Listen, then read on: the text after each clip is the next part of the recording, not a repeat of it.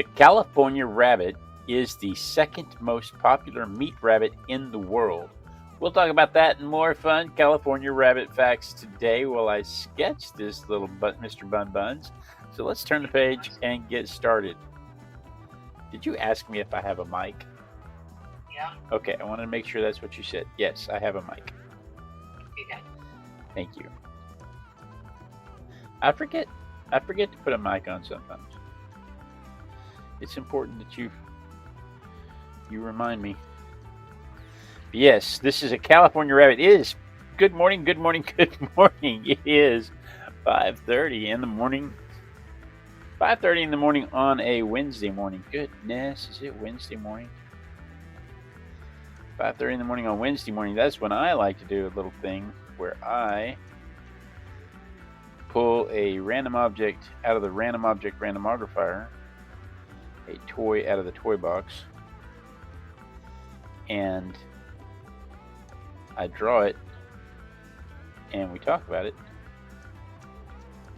And today's random object from the Random Object Randomizer is a California rabbit. California rabbits are white with dark points. They call them points because it's right at the edges, like the points of their toes, the points of their nose, the points of their ears, and the points of their tail.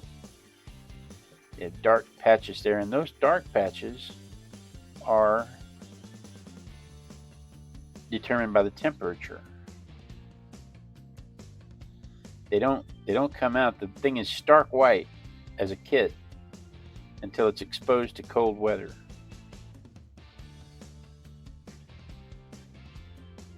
And then once exposed to cold weather, the points turn dark. Why anybody would breed for that, I don't know. We're going to find there's several things about this rabbit that they bred for that, I don't really understand why they chose those things on purpose. But it makes for an interesting rabbit breed. Good morning, Rick. Rick's in the chat this morning. Good morning, sir. Good morning, Mom. Good morning, Dad. Good to see you guys again. It makes me very happy to look over in the chat and see my folks are there, and my friends are there, and my art besties are there.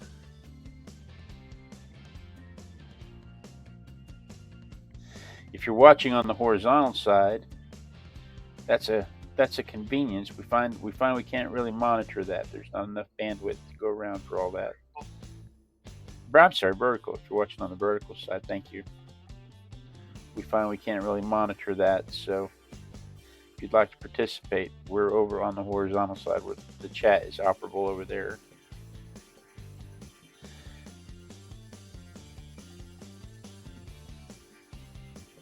But George West of Linwood, California, was breeding a meat rabbit. He wanted a large, fast-growing, fast-breeding meat rabbit, and he wanted it to provide good fur for clothing. And so he comes up with this California rabbit, and it's a Himalayan rabbit and a New Zealand rabbit, and I forget what the other rabbit is. But it's three. He bred for the white fur, and then he interbred them with another one for the size. And he bred for the white, and he went back for the white fur, and then the size, and the white fur, and then he just kept going back and forth to get the white fur and the size. And in doing so, he got some unique features. Like they have the points that we mentioned earlier. They have red eyes. Red eyes are one of the things the American Rabbit Breeders Association used to determine if it is indeed a California rabbit and not just a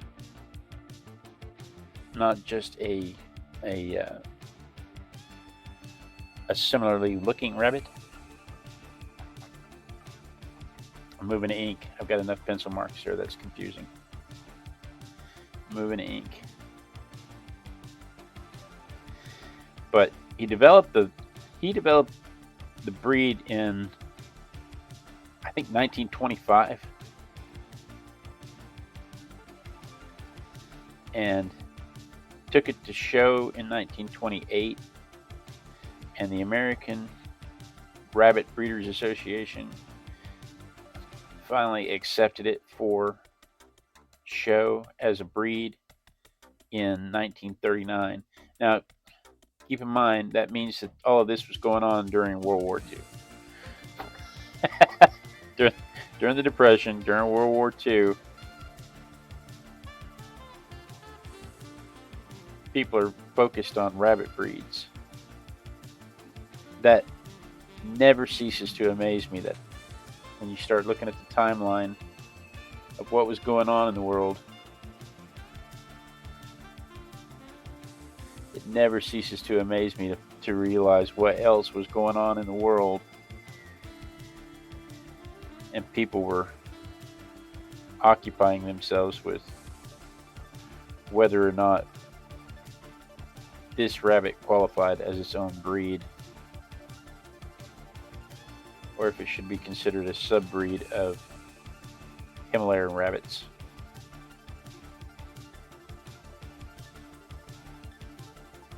Arting.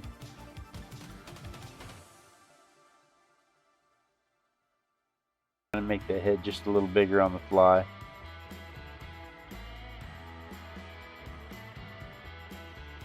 Got it. I think we got it.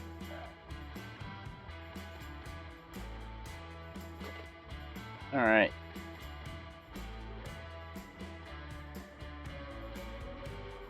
Hard for me to believe also that it is already Wednesday morning.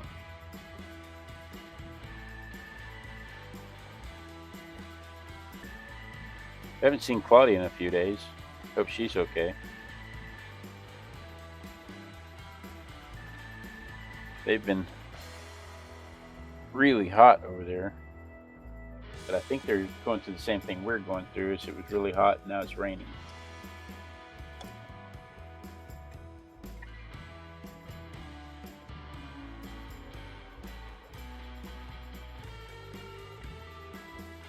You know, Mom, this is the same weather pattern that I saw in 2015 when I moved to Houston. You know, it rained every day. Where it rained every day, and it flooded in the spring and it flooded in the fall. Yeah. And then the next year, 2016, was Harvey. 500. They called that a 500-year flood. I wonder if the rainfall we've had lately will be any indication of what we can expect next year. Rick says it's their daughter's 47th birthday today. 47? She's just a baby.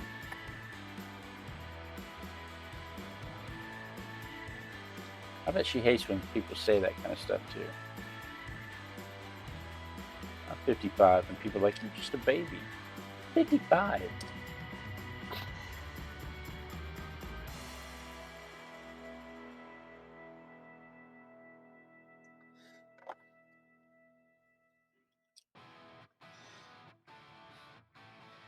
My birthdays don't bother me, but my kids' birthdays mess me up. What do you mean my son is 36? What do you mean? What do you mean my daughter is about to turn 21? My youngest daughter is about to turn 21. I have a video of her being 4. How can she be 21? Look, here's the video. She's just 4. What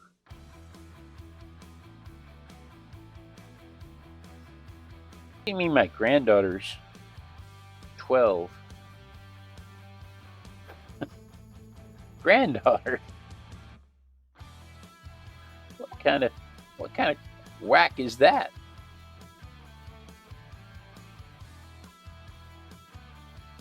So it's my kids' birthdays that mess me up. It's not my birthday that messes me up. My birthday is like, okay, it's just another year.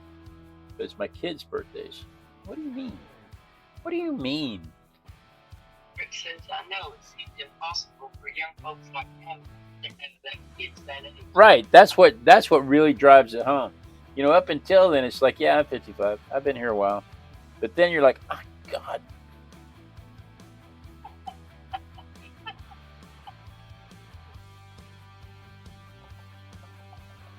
Where? Yeah, you look at your kids and you see them balding and getting gray hair, and you look at your grandkids and they're driving and they're dating, and you're like, what? What? We went when we were on the EMS service, we had a call for a guy that was out in the boat. He was having a medical episode. Yeah. And his son was with him. And your dad was out there. And now they kept wondering, why doesn't his son help him? Why doesn't his son help him? Well, you know, the man was in his 80s and his son was in his late 60s. Right. There you go. So, His son didn't help him because he's a frail old man also. yeah. He didn't have the strength to do what he needed to do. Wouldn't have to go there. No, okay. To clarify, you're not laughing at the frailty of the old man. You're laughing at the situation. You're laughing at the situation of. Had our thoughts of wondering why he couldn't help, not realizing that he was, you know, older. Right. Now it's no, definitely not laughing at I wasn't accusing you of it. I was making sure everybody understood. This is my favorite part of the process. I probably never told you guys how much I enjoy this part of the process before. But this That's is an interesting shadow. Isn't it? The way his ear casts, the way his head and his ear cast on that body. Yeah. Like he has a long ear. It looks that way from that angle, doesn't it?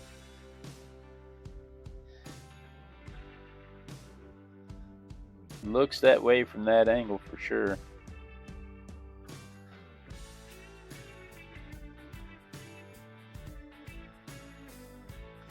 This is my favorite part of this process, though. I probably never told y'all this before, but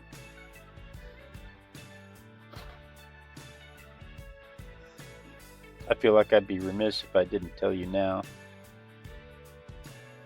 how much I just love this part of the process. This is the part of the process that turns it from lines on a page to a dimensional animal, a dimensional being, something that could jump off the page.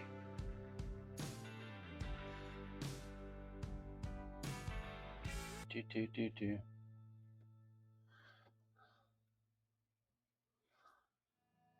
Do.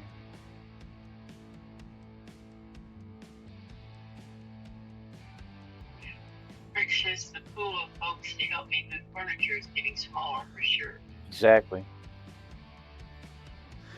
My dad bought a patio set, an awning that has like a million pieces that needs to be put together and then lifted up in place. And he's all excited about us putting it together, and I'm like, Dad, we have to wait for the grandkids. You and I can't lift this.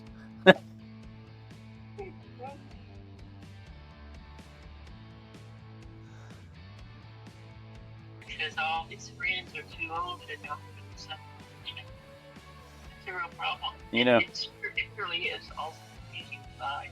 That's happening to my age group as well. My class reunions are getting smaller. Let me dry this real quick. Then maybe we'll talk about the rabbit, not sad things.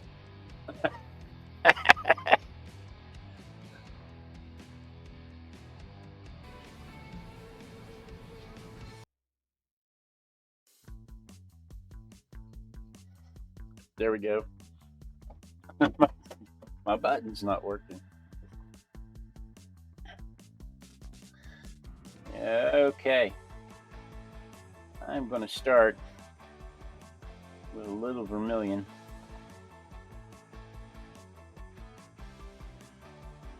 Not a whole lot.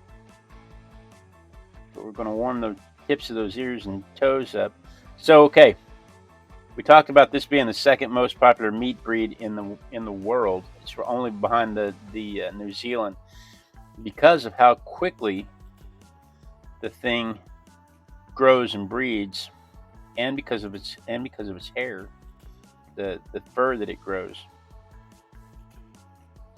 It gets 8 to 10 pounds, about 20 inches long, about 2/3 the size of a skateboard.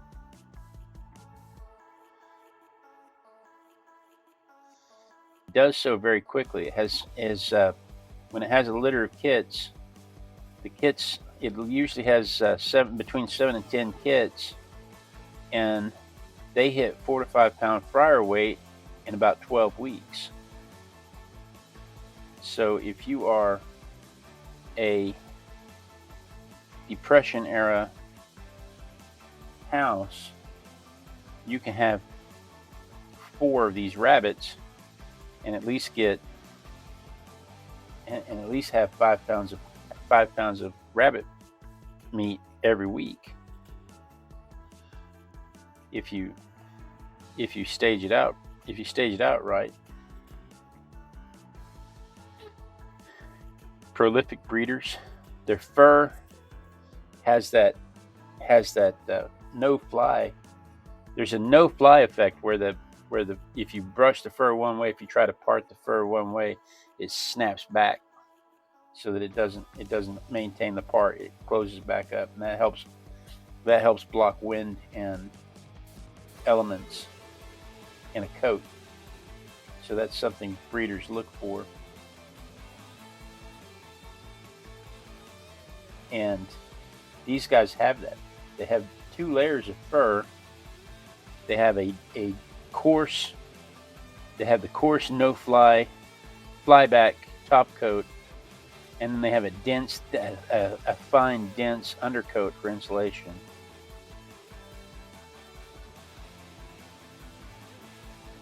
So their fur is great for cold weather coats.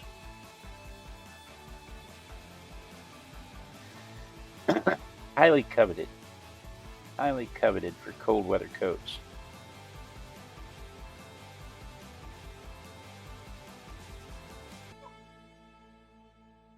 Rich said, actually went through the stand-in there for Pamela since he yelled vermilion.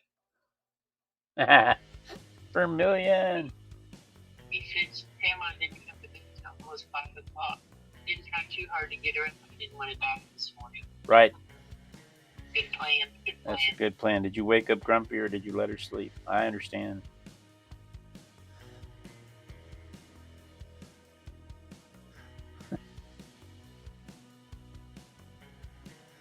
It's a wise man.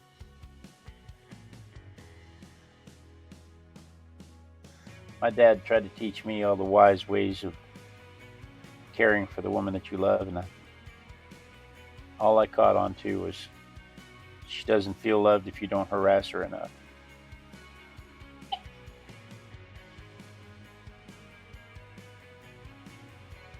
Let's get a little more burnt orange over here,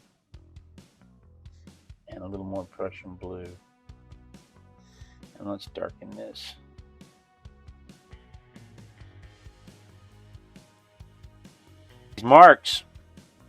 These marks when the rabbit is born, the kits are stark white, and then they get exposed to cold weather, and these marks start showing up. Tips of their ears, tips of their toes.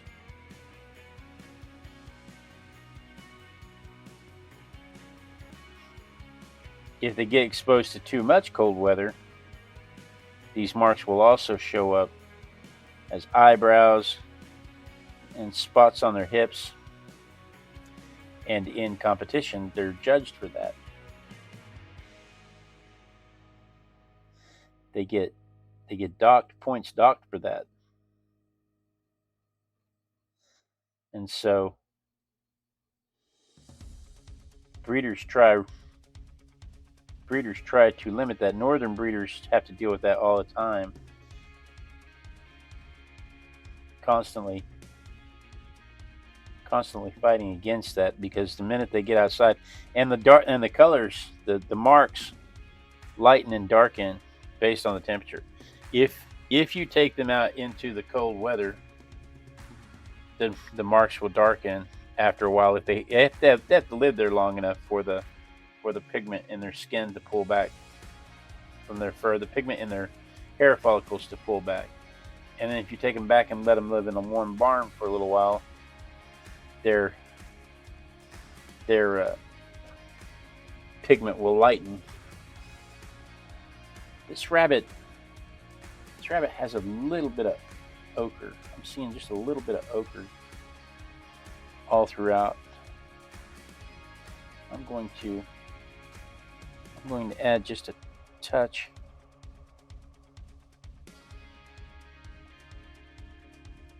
Not to get the lemon yellow.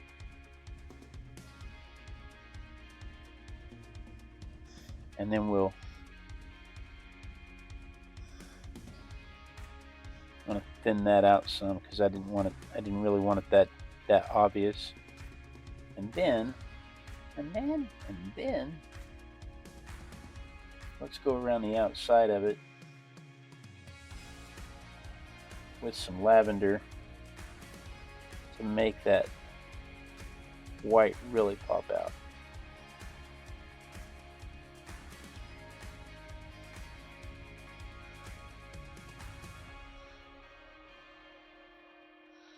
Today, people fret about you wearing rabbit fur coats.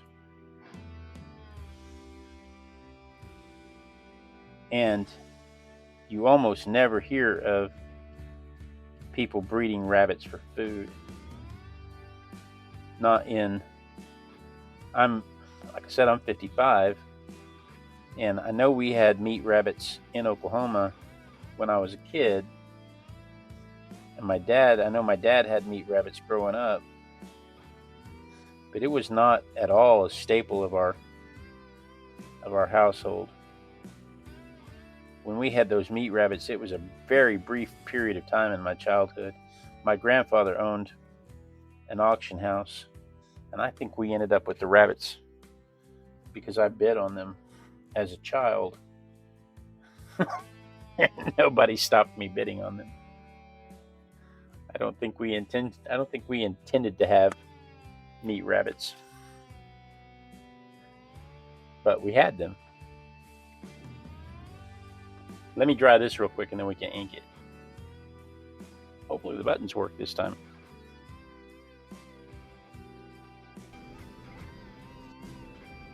It's like that with a lot of different meat animals. Like goat is popular around the world. Rabbit is popular around the world. Duck is popular around the world.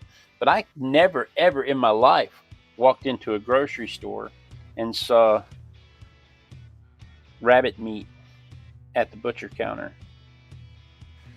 I have never in my life walked into a grocery store and saw goat meat at the butcher counter.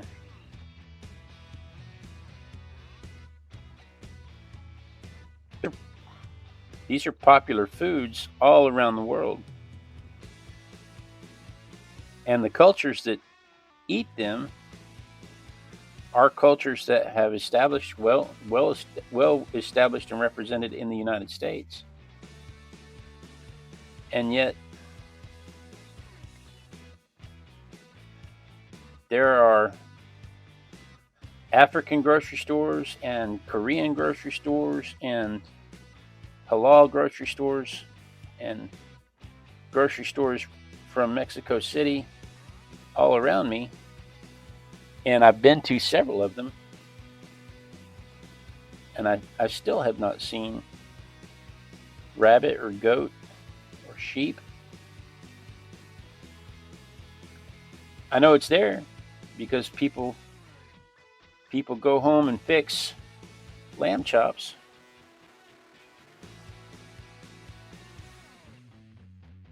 So I know it exists. But if I had to go buy one, I wouldn't even know where to go look.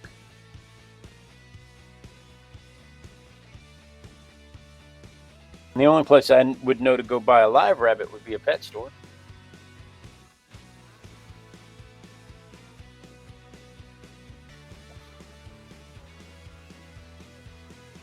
And even then, they focus on the tiny rabbits. They don't focus on the big lops and the big California meat rabbits.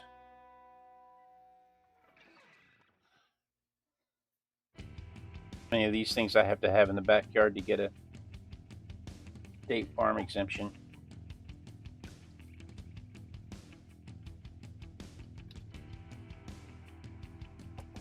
All right, what is today? Today is the 15th. Halfway through July already.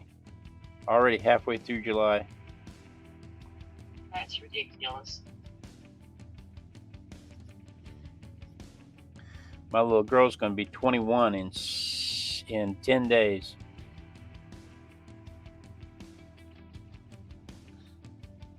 I'm down to just one household baby.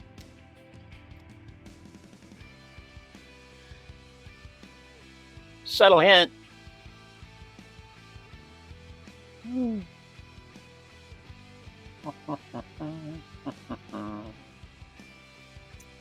All right, I think we've covered all the facts.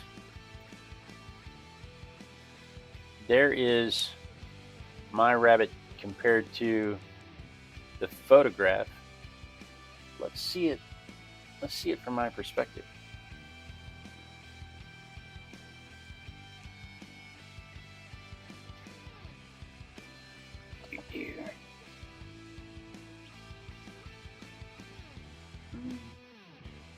This way. Is right. Yeah, right there. Let's see it from my perspective.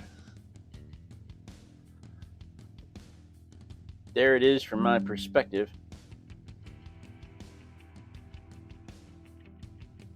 So that's what I did this morning. Tomorrow, what do we have tomorrow? What is it? What is it? What is it? What could it be? Whatever could it be? The suspense. It's the suspense that gets you. Oh my. It is a petticoat palm tree. There's the rabbit bird. Well, it's indeed. Thank you, Rick. Tomorrow we have a petticoat palm tree. One of the unique factors about the petticoat palm tree is that these palms don't really have stems. These fronds really don't have stems, and so they just grow out, and then they wilt, and then they dry up, and they hang down, and they form this nested stalk around the edge. And if in an effort to keep it looking nice, you have to go out and hack some of that off to get back to the actual stalk. But people don't, because they go for this look often. These things have a pretty good establishment here in the garden centers in Houston and Florida, but they can't really survive our winters. So we'll talk about that and more fun petticoat palm tree facts tomorrow morning at 5:30 a.m. Texas time, while we sketch this little feller. So you're going to want to set your alarm for that, for sure. Set your notification bell for that, for sure. But guys, thank you so much for joining me. I really do appreciate it. Rick, Mom, and Dad, thank you so much for participating in the chat. Thank you for your help, as usual. I really do look forward to arting with my besties every morning. I run down the stairs every day, excited to do so. It holds me accountable to my art practice, and is often the only art I get to do in a day. Let's see, is there anything I'm missing? Oh, yes. Be sure and tune in tomorrow. Same Artistic Biker time, same Artistic Biker channel. And then we dance. We dance until somebody says they see me dancing, because when they see me dancing, I will know that the lag has caught up to the stream, and I won't be cut off mid-sentence. It gives everybody a chance to click the clicky thingies this way if you're on the horizontal, or this way if you're on the vertical. gives everybody a chance to say hello and goodbye to each other and ask any questions if you have any questions that needed asking. But the most important thing is that I don't get cut off mid-sentence, because nobody likes being cut off mid-sentence.